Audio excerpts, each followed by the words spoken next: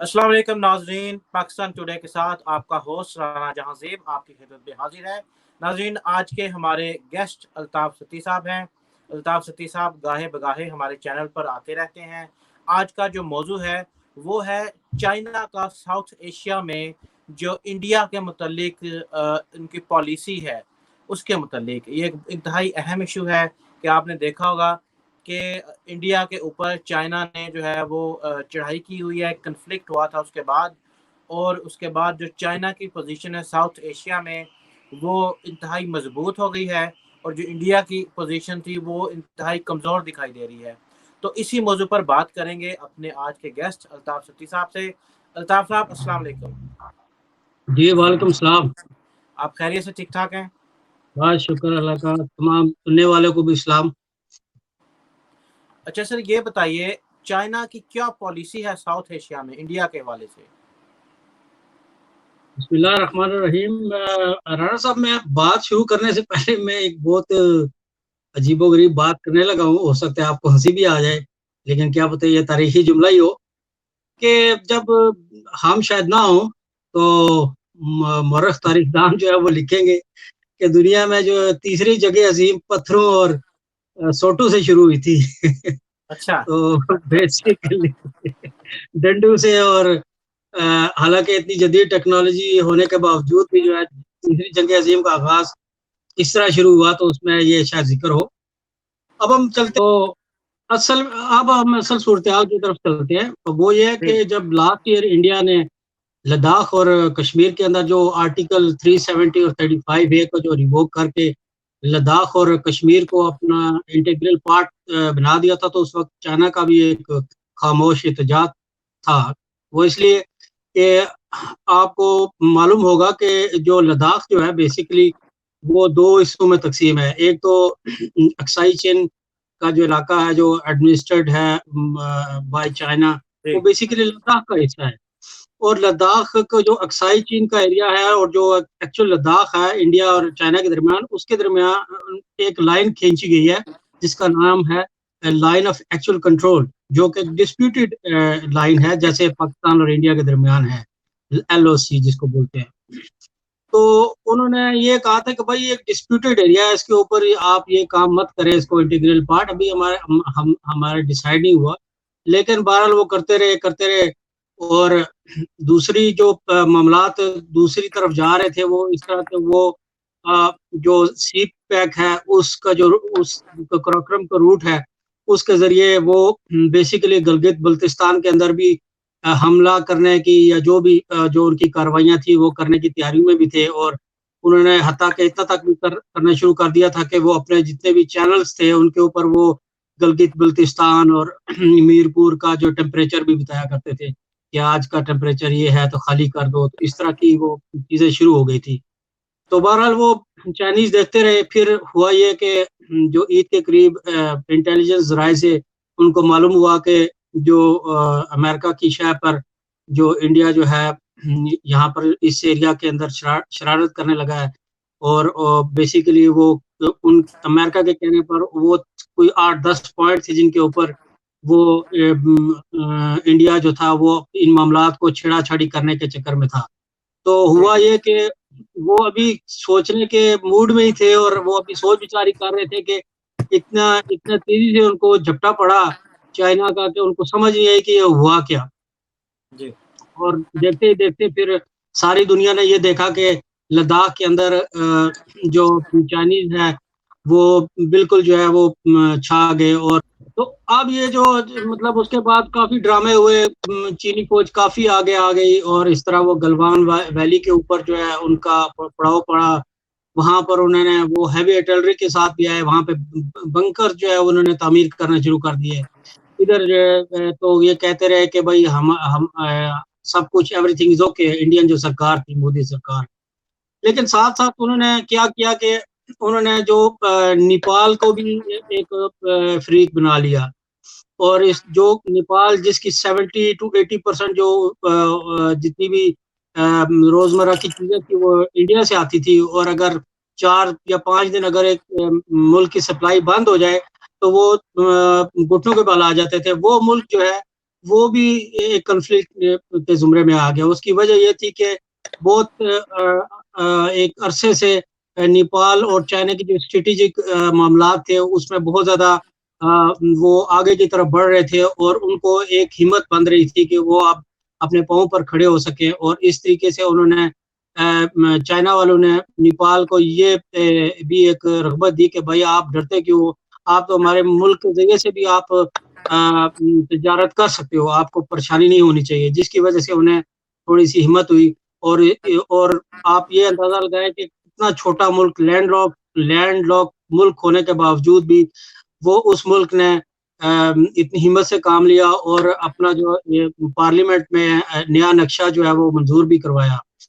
لیکن اس کی طرف ہم آئیں گے، نیپال اور انڈیا کی طرف، لیکن سب سے پہلے ہم یہ تھوڑا سا لداخ کے بارے میں بات کر لیں. وہ یہ ہے کہ دیکھیں لداخ کے اندر ایک تو مطلب جس طرح ہمارا انڈیا اور پاکستان کے اندر ایک ڈسپیوٹڈ ٹیریٹری کا معاملہ ہے، تو ہم نے ایک لائن ڈرا کر دی ہے کہ بھائی یہ ڈسپیوٹڈ ٹیریٹری ہے، ٹھیک ہے، اس کا بھی فیصلہ ہونا باقی ہے. اسی طرح لداخ کے اوپر بھی ان کی ایک لائن آف ایکچوئل کنٹرول ہے، ٹھیک ہے، جو کہ جس پہ چائنا کا ایک 1962 میں اس ایریا میں جنگ بھی ہو چکی ہے اور پھر وہ جو چائنیز تھے وہ واپس چلے گئے. لیکن انہوں نے کہا کہ جو بھی کر لو، لیکن یہ معاملہ جو ہے یہ ڈسپیوٹڈ ہے، اس کو آپ نے چھیڑا چھاڑی نہیں کرنی. لیکن یہ باز نہیں آئے اور پھر ہوا یہ کہ اب جو مختلف ذرائع سے خبریں مل رہی ہے وہ یہ ہے کہ جو 90 اسکوائر کلومیٹر کا جو ایریا ہے وہ کلیم کر رہے ہیں چائنیز کہ اب ہم نے اس کو ہر حالت میں چھڑوانا ہے. تو جو بیسیکلی جو انڈیا کے مطابق جو چائنا اور انڈیا کی جو سرحد ہے وہ تقریباً 3500 کلومیٹر ان کے نزدیک ہے کہ وہ شیئر کرتے ہیں دونوں ملک.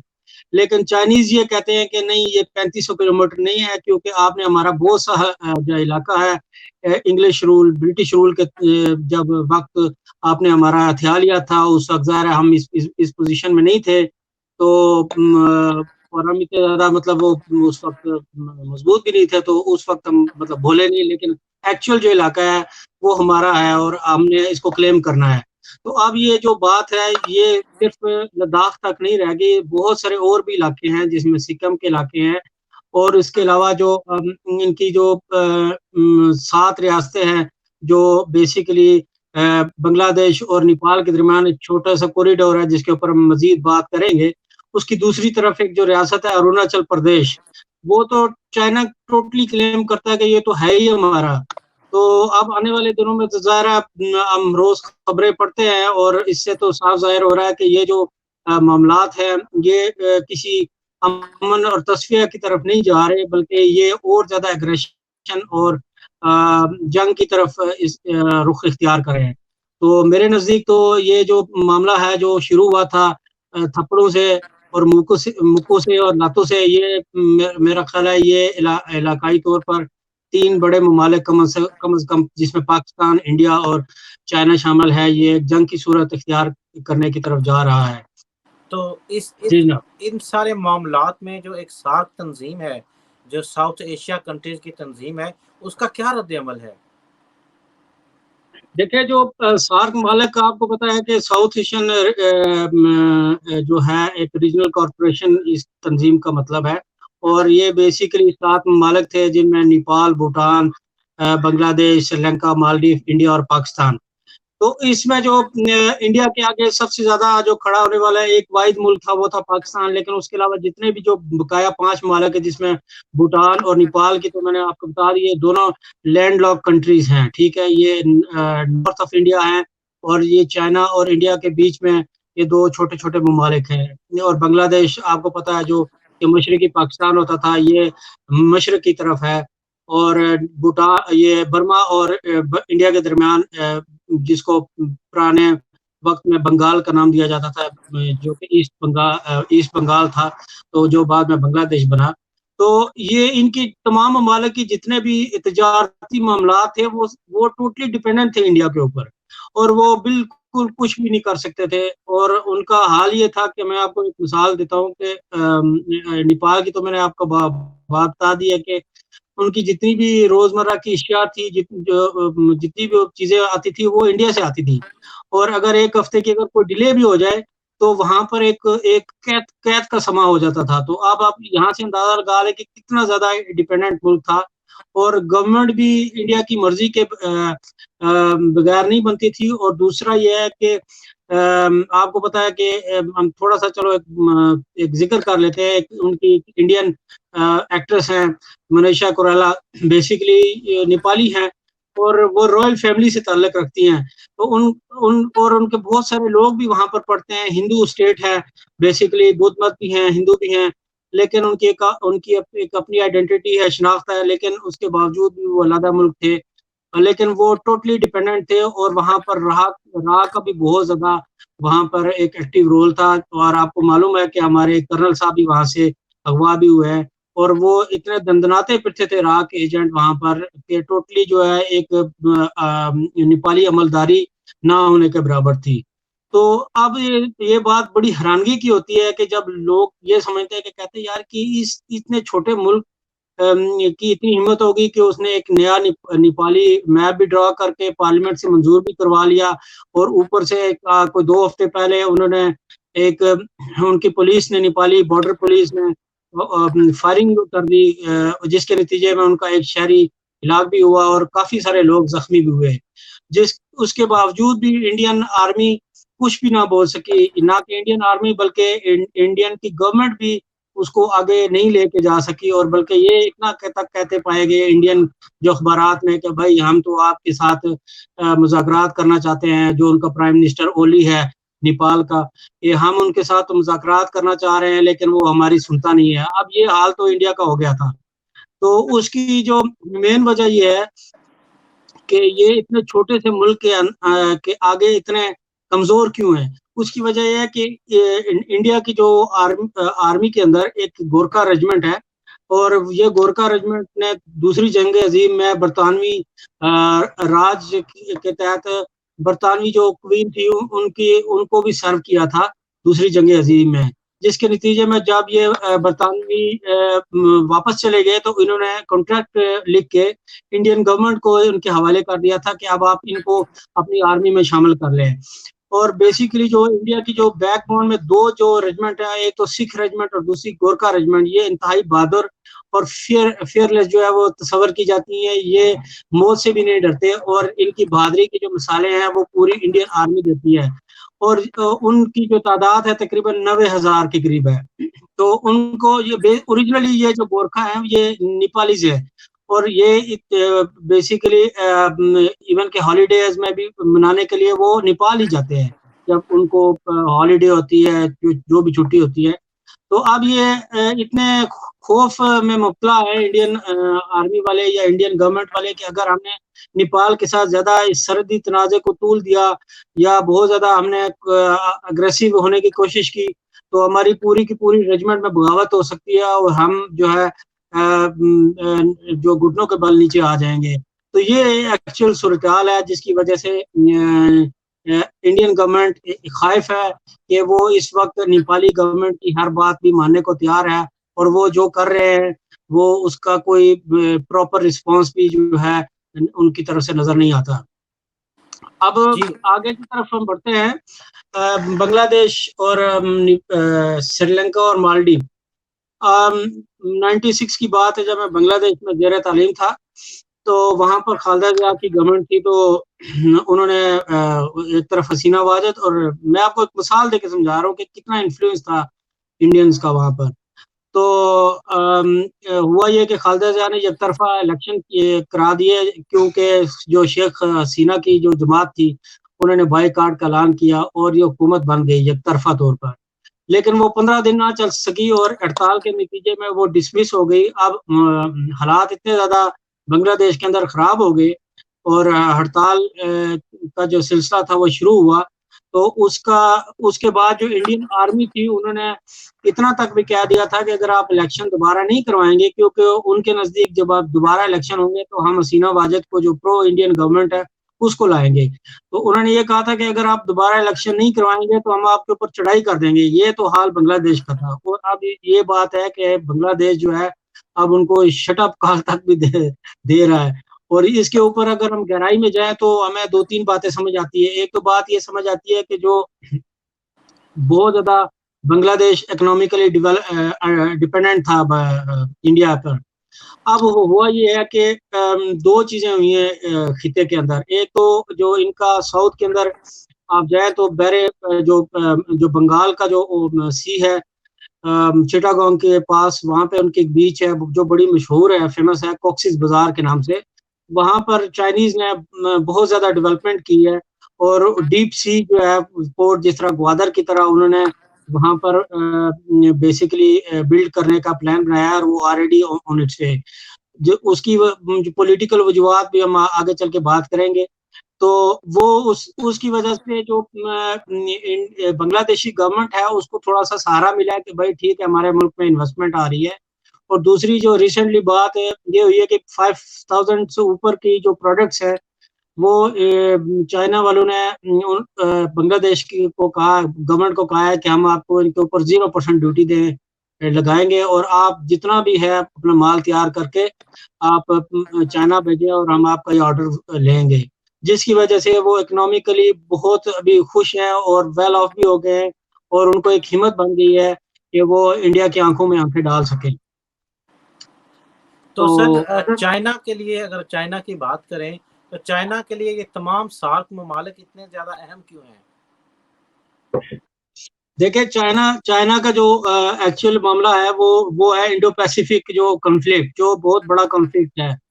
اگر جب تک چائنا اگر ساؤتھ ایشین کے کنٹریز کو، اور جن میں سب سے بڑا جو ان کا ایک حریف ہے انڈو پیسیفک اوشن میں جو یو ایس اے اور جاپان کا الائی ہوگا، وہ انڈیا ہے. اگر اس کو وہ کنٹرول نہیں کرے گا اور اس کو قابو میں نہیں کرے گا تو وہ انڈو پیسیفک اوشن میں وہ جو آنے والے ٹائم میں جب امریکنز جو کہ سنا گیا ہے کہ وہاں پہ ان کی آلریڈی شپس اور ان کی جو میرینز ہے وہ پیسیفک اوشن میں پہنچ چکی ہیں، جو کہ آسٹریلیا، جاپان، انڈیا اور امریکہ کی مدد سے چائنا کے خلاف اس محاذ پر وہ ایک بہت بڑی جنگ کا آغاز کرنے والے ہیں.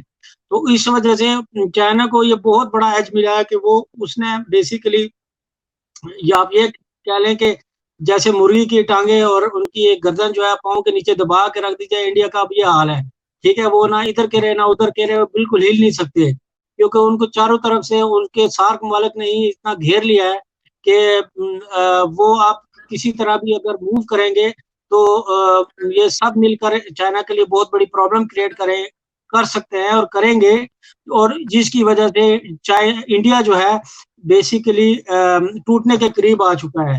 اور یہ ٹوٹنے کی بھی ہم اس کے اوپر بھی بات کریں گے، جس میں ہم خالستان کی ایک تحریک ہے اور وہاں پر کیا ہو رہا ہے، اور وہ بھی بڑے زور و شور سے جاری ہے، اور اس کے کیا اثرات ہوں گے خطے کے اوپر، اس کے اوپر بھی ہم آگے چل کے بات کریں گے. لیکن سب سے پہلے ہم یہ بتائیں ناظرین کو کہ سری لنکا جو مالدیو کے اندر بھی ایک ملٹری بیس ہے چائنا کی، جو کہ اس انڈین اوشن کے اندر جو رکھوالی کرے گی، نہ صرف گوادر کی بلکہ جو کاؤنٹر کرے گی، جہاں جو امریکن شپس ہیں وہاں پر اس ایریا کے اندر آ کے ان کو اٹیک کریں گے، وہاں پر وہ اپنی پریزنس کو رکھنا چاہتے ہیں. میں یہ کہہ رہا تھا کہ جو ایک تو مالدیو کے اندر ایک حالانکہ جزیروں پر مشتمل ملک ہے، اس کے اندر بھی انہوں نے اپنی ملٹری بیس جو قائم کر لیا چائنا والوں نے، اور ساتھ ہی ساتھ ایک اور ڈیپ سی پورٹ جو ہے وہ ایک سری لنکا کا ایک شہر ہے، پورٹ ہے ہیمنٹوٹا، وہاں پر بھی وہ سی پورٹ تیار کر رہے ہیں.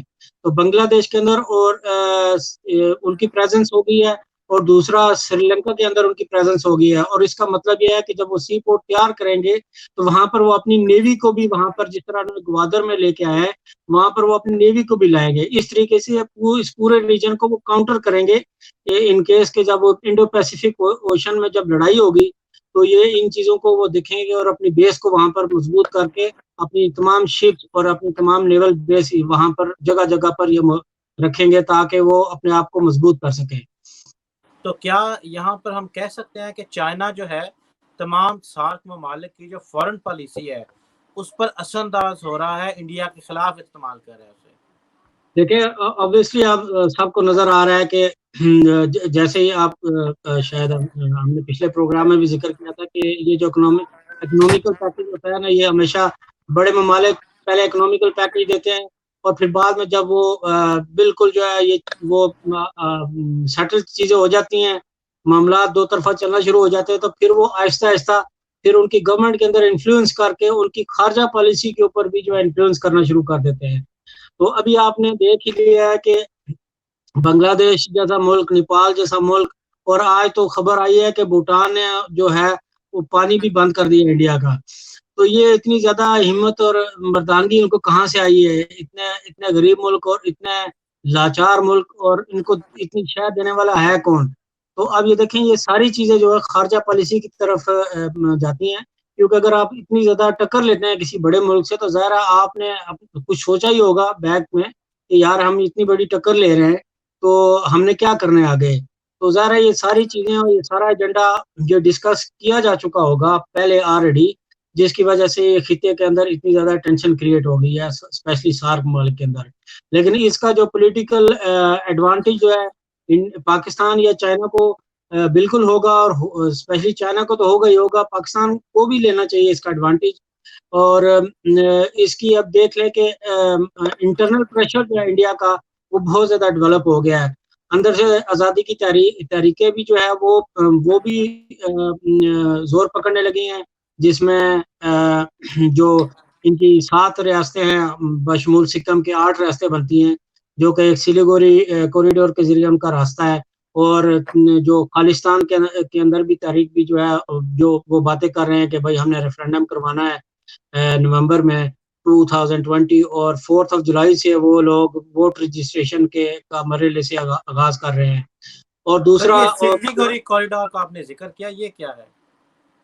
دیکھیں سلیگوری جو کوریڈور ہے وہ اگر آپ نقشے میں دیکھیں تو نیپال اور بنگلہ دیش کے بیچ میں ایک بہت ہی باریک کوئی 15-16 کلومیٹر کا ایک پیسج ہے، ٹھیک ہے. اور اس پیسج سے آپ گزر کر آپ دوسری جو 8 ریاستیں ہیں جن کا بہت زیادہ ہم اخباروں میں ذکر سنتے ہیں کہ بھائی وہاں پر آزادی کی تحریکیں ہیں، یہ ہے وہ ہے، اور میں ان کا نام بھی لے لیتا ہوں. آزادی کی جو تحریکیں جہاں پر ہیں اس میں ایک تو سکم ہے، دوسرا اروناچل پردیش ہے، ایک ناگالینڈ ہے، میزورام ہے، آسام ہے، اور سکم ہے، تریپورہ اور منی پور ہے.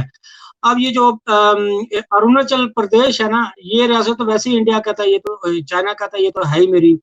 اب سکم کے اوپر تو آپ کو پتا ہے کہ آلریڈی وہاں پر ڈسپیوٹ چل رہا ہے، اور سکم کے کچھ حصے کو بھی جو ہے وہ چائنا کلیم کرتا ہے. باقی جو ریاستیں ہیں 3 جو ریاستیں ہیں منی پور، میزورم اور ایک اور میگھالیہ بھی ہے، میگھالیہ، یہ مطلب ریاستیں ہیں. یہاں پر وہ 1947 سے کوئی اسٹیٹ ریٹ ہے ہی نہیں. وہاں پر آزادی کے جو کیا کہتے ہیں ان کے پچھلے دنوں ناگالینڈ والوں نے انڈیپینڈنٹ کے ٹائم اپنا وہ جو جھنڈا بھی انہوں نے لہرا دیا تھا، اور وہاں پر وہ بالکل نہیں مانتے انڈین کسی طرح کے انڈین اتھارٹی کو.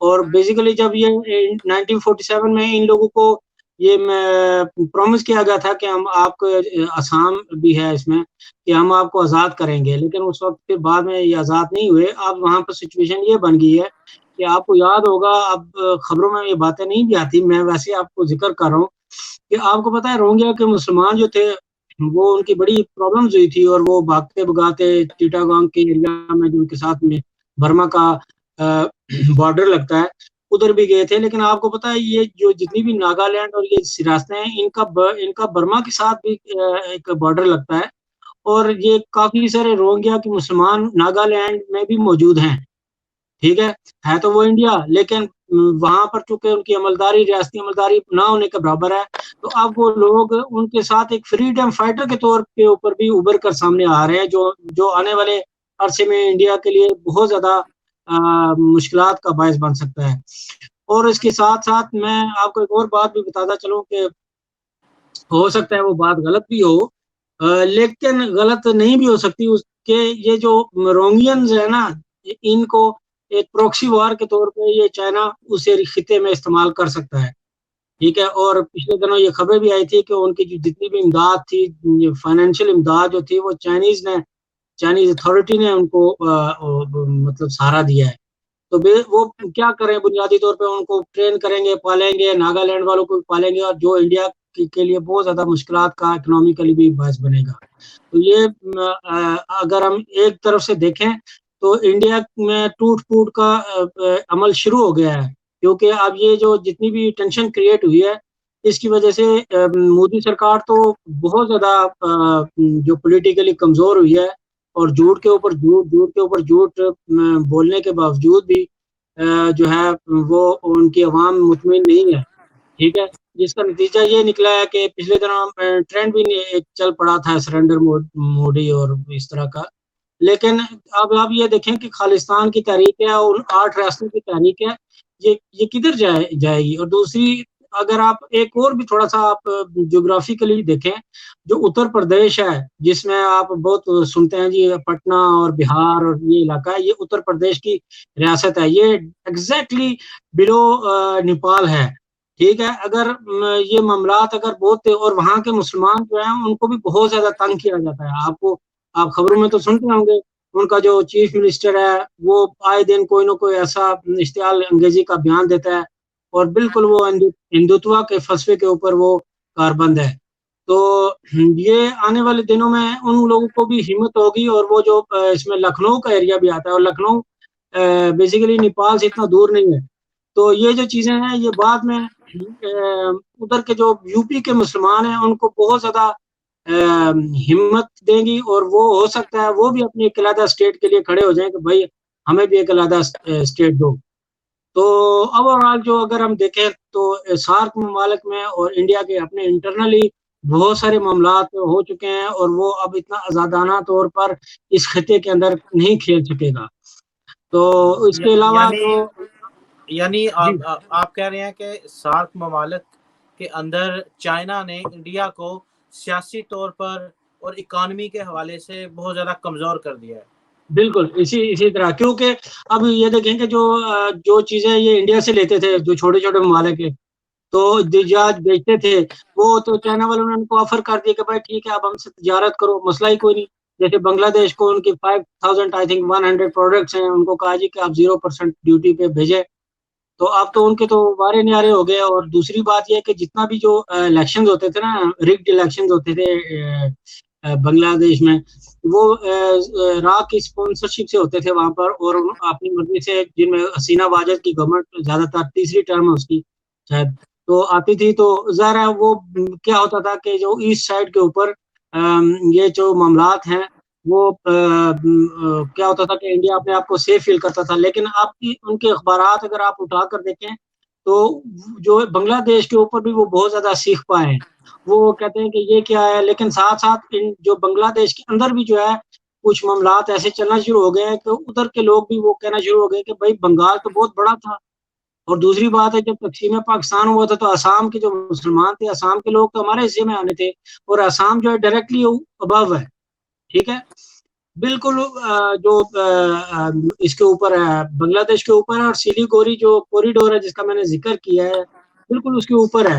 اور اگر آسام بھی کل بغاوت کر دے پھر تو دوسری طرف تو ساری ریاستیں جو ہے وہ تو بالکل ہی ہینگ اپ ہو جائیں گی.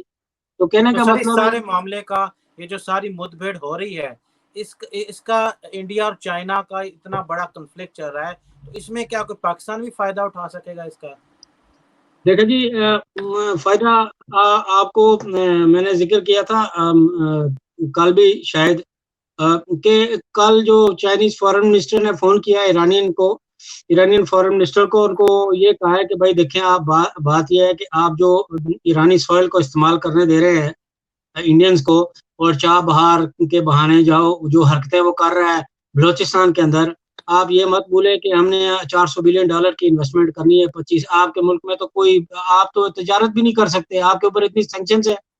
ٹھیک ہے, اور ہم واحد ملک ہیں جو آپ کے ساتھ کھڑے ہیں. ٹھیک ہے, آپ کو کھڑا کرنے کے لیے لہٰذا آپ ایک کام کرو کہ آپ اگر آپ اس کو شور کرنا چاہتے ہو تو سب سے پہلے تو یہ جو دہشت گردی ہے نا ادھر بلوچستان میں ہو رہی ہے آپ کے تھرو, یہ ختم کرواؤ. ٹھیک ہے, انڈین انوالومنٹ کو ختم کرو اگر آپ یہ انویسٹمنٹ چاہتے ہو, اور دوسرا سی پیک کا حصہ بنو. ٹھیک ہے, تو جواد ظریف جو ان کے جو ایرانی فارن منسٹر ہیں انہوں نے فوراً کو ٹویٹ بھی کیا اور بہت خوش تھے وہ. تو کہنے کا مطلب یہ ہے کہ جو انڈیا کا جو مکو ہے نا ہر طرف سے ٹھپا جا رہا ہے، افغانستان کے اندر سے بھی اور ایران کے اندر سے بھی. اور یہ جو چابہار کا جو چورن بیچتے تھے ان کے جو فارن منسٹر 3 دن وہ رشیا جا کے ادھر منتے ترلے کرنا شروع ہو گئے، بھائی ہمیں فوراً اسلحہ دو. ٹھیک ہے، ادھر سے بھی جنڈی ہوئی رشیا کی طرف سے بھی، اور افغانستان میں بھی چھٹی، ایران میں بھی چھٹی. اب جو مین فائدہ جو پاکستان اٹھا سکتا ہے وہ یہ ہے کہ آج ایک خبروں میں ایک چیز آئی ہے کہ جو راہ کے جو بڑی ہیڈ ہیں ان کے ذریعے جتنی بھی پاکستان کے اندر دہشت گرد تنظیمیں ہیں اور جو سو کالڈ جیسے BLA ہے یا دوسری سندھو دیش یا اس طرح کے جو کارندے ہیں ان کی میٹنگ ہوئی ہے لندن کے اندر. تو بات یہ ہے کہ یہ پاکستان جو پہلے پاکستان کو کس طرح انگیج کیا گیا تھا کہ پاکستان آرمی کو افغانستان کے بارڈر کے ساتھ انگیج کر دیا گیا تھا اور پاکستان دونوں محاذوں پر لڑ رہا تھا، ادھر مشرق میں انڈیا کے ساتھ اور کشمیر کے ساتھ میں LOC پر، اور مغرب کے اندر مغربی سائڈ پر وہ ایک بہت بڑی جو سرحد ہے وہاں پر دہشت گردوں کے خلاف اس کے جو ایک کمبیٹ جنگ تھی. تو اب وہاں پر امن ہوا، ہم نے وہاں پر سارے معاملات سنبھال لیے. ایران والوں کو کل جو ہے وہ ایک کال چلی گئی ہے، ٹھیک ہے، انشاءاللہ جس کے اثرات آنے والے دنوں میں نظر بھی آئیں گے.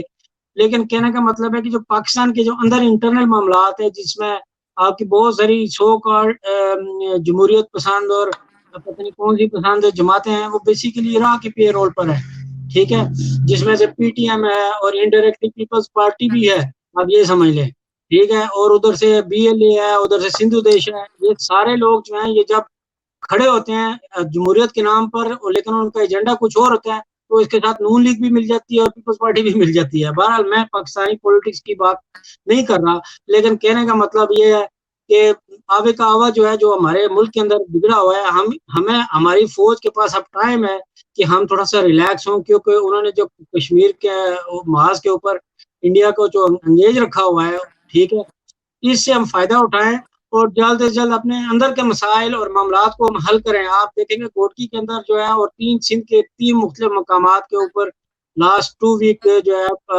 ہمارے جو رینجرز کے اوپر حملے ہوئے ہیں. یہ جو جتنے بھی سلیپر سیل ہیں ان کو فوراً اس جو ہمیں ٹائم ملا ہے، ٹرانزیشنل ٹائم کہہ لیں یا جو بھی ٹائم کہہ لیں، ہمیں اس سے فائدہ اٹھانا چاہیے. اور جتنی بھی یہ جو دہشت گردی کی تنظیمیں ہیں جو عراق کے ساتھ ہمارے ملک کو جو ہے وہ کمزور کرنا چاہ رہی ہیں ان کے ساتھ نپٹے، سختی سے نپٹے.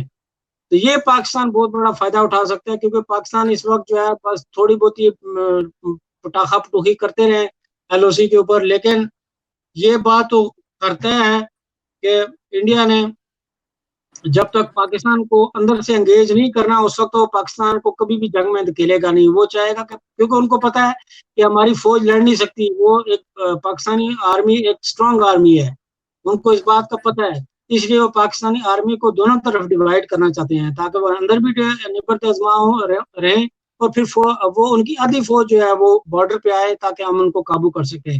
تو اس وقت جو ہے بہت بڑا فائدہ ہے پاکستان جو ہے پاکستان آرمی. ظاہر ہے ہمارے جو جتنے بھی لوگ ہیں وہ آرمی کے اندر جو ہمارے جو مارکور ہیں جو بھی ہیں خفیہ طاقتیں ہیں وہ سب دیکھ رہی ہوں گی، ظاہر میرے سے زیادہ دماغ رکھتی ہیں، آپ سے زیادہ دماغ رکھتی ہیں، وہ سوچ رہے ہوں گے. لیکن یہ بہت بڑا ایک پلس پوائنٹ ہے اور یہ ایک ٹائم ہے جو جسے کیا کہتے ہیں ہمیں سانس لینے کا ٹائم مل گیا، ہم کھڑے ہو کے تھوڑی دیر کے لیے سانس لے سکتے ہیں، رک سکتے ہیں، پھر بھاگنا شروع ہو جائے.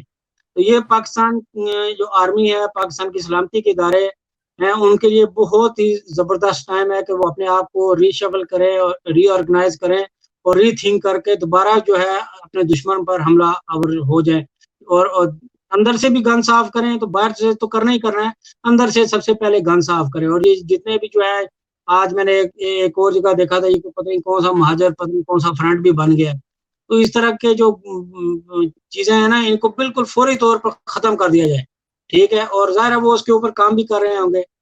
تو یہ چیز پاکستان فائدہ اٹھا سکتا ہے اور چائنا یہ فائدہ اٹھا سکتا ہے کہ جب کہ یہ ابھی معاملات پیسیفک اوشن میں جب اس نے لڑنا ہے جاپان کے خلاف، اس میں ادھر سے آسٹریلیا آ جائے گا، امریکہ آ جائے گا.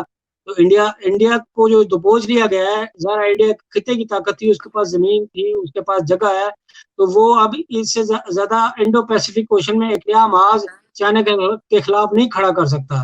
تو چائنا کے پاس اب ٹائم ہے کہ جو اس کے انڈو پیسیفک اوشن کے اندر جتنے بھی اس ممالک ہیں اور جتنے بھی ایشوز ہیں، جن میں تائیوان کا ایشو ہے، ہانگ کانگ کا ایشو ہے، جاپان کے ساتھ جو معاملات ہیں، چھوٹے چھوٹے جزیرے ہیں، فلپین میں ہیں، ویتنام کے اندر اگر جو چھوٹے چھوٹے معاملات ہیں تو ان کو حل کرے. جتنا زیادہ وہ حل کر سکے گا وہاں پر اس کے لیے اتنا اچھا گراؤنڈ ملے گا اسے ملے گا، اور اسی طریقے سے وہ اپنی بیس بھی وہاں پر بنا سکتا ہے. اور دوسری بات یہ ہے کہ وہاں یہ جو انڈو پیسیفک اوشن ہے اس کا معاملہ تو ہونا ہی ہونا ہے ایک نہ ایک دن، لیکن کم از کم چائنا اپنے آپ کو ایک بہتر پوزیشن میں اس موقع کا فائدہ اٹھا کر لا سکتا ہے. رائٹ جی، بہت شکریہ الطاف ستی صاحب. اسی ٹاپک کو پھر اگلے پروگرام میں کنٹینیو کریں گے کیونکہ آج کا ہمارا پروگرام کا وقت جو ہے وہ ختم ہوا چاہتا ہے. بہت شکریہ پروگرام میں تشریف لانے کا اور ہماری عوام کو ایجوکیٹ کرنے کا. Thank you very much. اللہ حافظ.